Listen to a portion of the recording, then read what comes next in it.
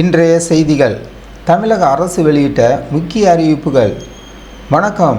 இன்றைய முக்கிய அரசு அறிவிப்புகளை பற்றி சுருக்கமாக பார்ப்போம். மகளிர் உரிமை தொகை. மகளிர் உரிமை தொகையாக ரூபாய் 2500 விரைவில் வழங்கப்படும் என அமைச்சரால் தெரிவிக்கப்பட்டுள்ளது. தகுதியுள்ள விண்ணப்பதாரர்கள் யாவரும் விடுபடாமல் திட்டம் செயல்படுத்தப்படும் என உறுதியளிக்கப்பட்டுள்ளது. வார இறுதி சிறப்பு பேருந்துகள். வார இறுதி நாட்களை முன்னிட்டு பயணிகள் வசதிக்காக இன்று மற்றும் நாளை 11-12ஆம் தேதி தமிழகம் முழுவதும் ஆயிரக்கணக்கான சிறப்பு பேருந்துகள் இயக்கப்பட உள்ளன. ரூபாய் 2000 நோட்டுகள். புழக்கத்தில் உள்ள மீதமுள்ள ரூபாய் 2000 நோட்டுகளை ரிசர்வ் வங்கியின் 19 அலுவலகங்களில் பொதுமக்கள் நேரடியாக சென்று மாற்றிக்கொள்ளலாம் என்று நினைவூட்டப்பட்டுள்ளது. மதுரை ரயில் பாதை பராமரிப்பு. மதுரை அருகே நடைபெறும் பராமரிப்பு பணிகள் காரணமாக சில குறிப்பிட்ட நாட்களில் பாலக்காடு திருச்செந்தூர் ரயிலின் பாதையில் மாற்றம் மற்றும் பகுதி ரத்து செய்யப்படுவதாக அறிவிக்கப்பட்டுள்ளது. பொது விநியோக திட்ட சிறப்பு முகாம்.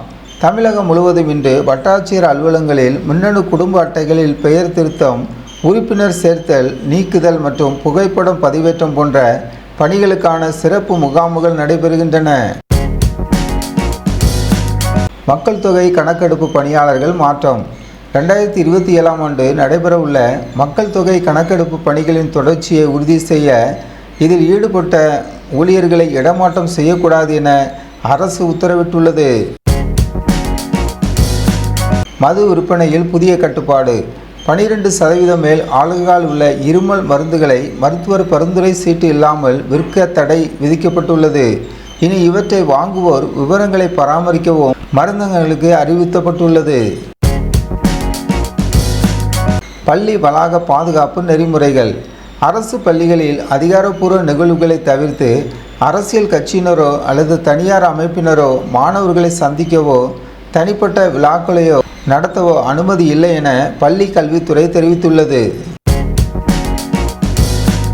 ரேஷன் அரிசி தரம் உயர்வு. மத்திய அரசின் புதிய திட்டத்தின் கீழ் ரேஷன் கடைகளில் வழங்கப்படும் அரிசியின் தரத்தை உயர்த்த நடவடிக்கைகள் எடுக்கப்பட்டுள்ளன. இனி புழுங்கல் அரிசியில் 5% மற்றும் பச்சை அரிசியில் 10% மட்டுமே உடைந்த அரிசி இருக்க வேண்டும் என்று நிர்ணயிக்கப்பட்டுள்ளது. ஆதி திராவிடர் நலன் கண்காணிப்பு குழு. ஆதி திராவிடர் மற்றும் பழங்குடியினர் நலனுக்கான மாநில அளவிலான கண்காணிப்பு குழுவை அரசு சீரமைத்துள்ளது. இதில் அமைச்சர்கள், நாடாளுமன்ற உறுப்பினர்கள் மற்றும் சமூக பிரதிநிதிகள் இடம்பெற்றுள்ளனர். அரசு பிணைய பத்திரங்கள் விற்பனை. ரூபாய் 2000 கோடி மதிப்பிலான பிணைய பத்திரங்களை ஏலத்தின் மூலம் விற்பனை செய்ய தமிழக அரசு திட்டமிட்டுள்ளது. இந்த ஏலம் ஜூலை 14 அன்று ரிசர்வ் வங்கியால் நடத்தப்பட உள்ளது. வானிலை அறிக்கை. அடுத்த சில நாட்களுக்கு மேற்கு தொடர்ச்சி மலை மாவட்டங்களில் மிதமான மழையும் பிற மாவட்டங்களில் வறண்ட வானிலையும் நிலவும் என சென்னை வானிலை ஆய்வு மையம் தெரிவித்துள்ளது. ரயில் சேவை மாற்றம். திருச்சி கோட்டத்தில் பராமரிப்பு பணிகள் நடைபெறுவதால் திருச்சி வழியாக செல்லும் சில ரயில் சேவைகள் ரத்து செய்யப்பட்டுள்ளன மற்றும் சில ரயில்கள் மாற்றுப்பாதையில் இயக்கப்படும் என்று அறிவிக்கப்பட்டுள்ளது. கோவில் நிலங்கள் மீட்பு. இந்து சமய அறநிலைத்துறை சார்பில் கோவில் நிலங்களை ஆக்கிரமித்தவர்கள் யாராக இருந்தாலும் அவர்களுக்கு பின்னால் யார் இருந்தாலும் பாரபட்சமின்றி கடும் நடவடிக்கை எடுக்கப்படும் என எச்சரிக்கப்பட்டுள்ளது. புதிய ரேஷன் கார்டுகள். புதிய ரேஷன் கார்டுகள் அச்சடிக்கும் பணி தீவிரமாக நடைபெற்று வருகிறது. தகுதியானவர்களுக்கு அடுத்த 2 அல்லது 3 வாரங்களில் அவை விநியோகிக்கப்படும் என தெரிவிக்கப்பட்டுள்ளது. இந்தியா நியூசிலாந்து இருதரப்பு பேச்சுவார்த்தை. இந்திய பிரதமர் அவர்கள் நியூசிலாந்தில் சுற்றுப்பயணம் மேற்கொண்டு அந்நாட்டு பிரதமர் கிறிஸ்டோபர் லக்சனுடன் முக்கிய இருதரப்பு பேச்சுவார்த்தைகளை நடத்தியுள்ளார். கடந்த 40 ஆண்டுகளில் இந்திய பிரதமர் ஒருவர் நியூசிலாந்திற்கு மேற்கொள்ளும் முதல் பயணம் இதுவாகும். இரு நாடுகளுக்கும் இடையே வர்த்தகம், விளையாட்டு மற்றும் அறிவியல் தொழில்நுட்ப உறவுகளை மேம்படுத்துவது குறித்து ஆக்கப்பூர்வமான விவாதங்கள் நடைபெற்றுள்ளன. சீனாவில் வீசும் பாவி சூறாவளி. சீனாவை நோக்கி அதிவேகமாக நகர்ந்து வரும் பாவி சூறாவளி குறித்து வானிலை ஆய்வு மையம் எச்சரிக்கை விடுத்துள்ளது. மணிக்கு சுமார் 155 கிலோமீட்டர் வேகத்தில் காற்று வீசக்கூடும் என எதிர்பார்க்கப்படுவதால் முன்னெச்சரிக்கை நடவடிக்கையாக 17,000க்கும் மேற்பட்ட மக்கள் பாதுகாப்பான இடங்களுக்கு மாற்றப்பட்டுள்ளனர்.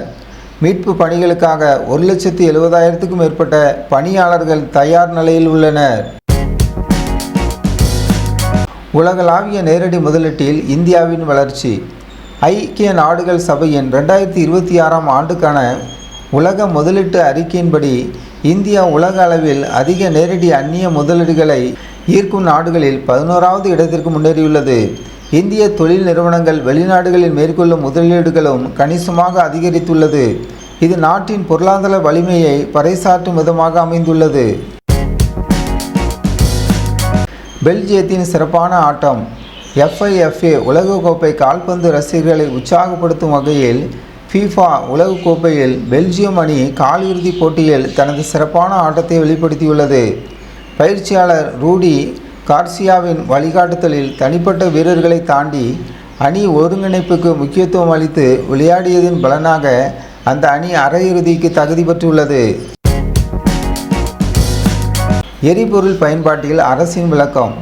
பெட்ரோலில் 20% எத்தனால் கலப்பு குறித்து எழுந்துள்ள சந்தேகங்களுக்கு மத்திய அமைச்சர் நிதின் கட்கரி விளக்கம் அளித்துள்ளார். எத்தனால் கலப்பு பெட்ரோல் வாகனத்தின் மைலேஜில் சிறிய மாற்றத்தை ஏற்படுத்தினாலும் அது என்ஜினின் செயல்பாட்டை பாதிக்காது என்று உறுதி அளிக்கப்பட்டுள்ளது.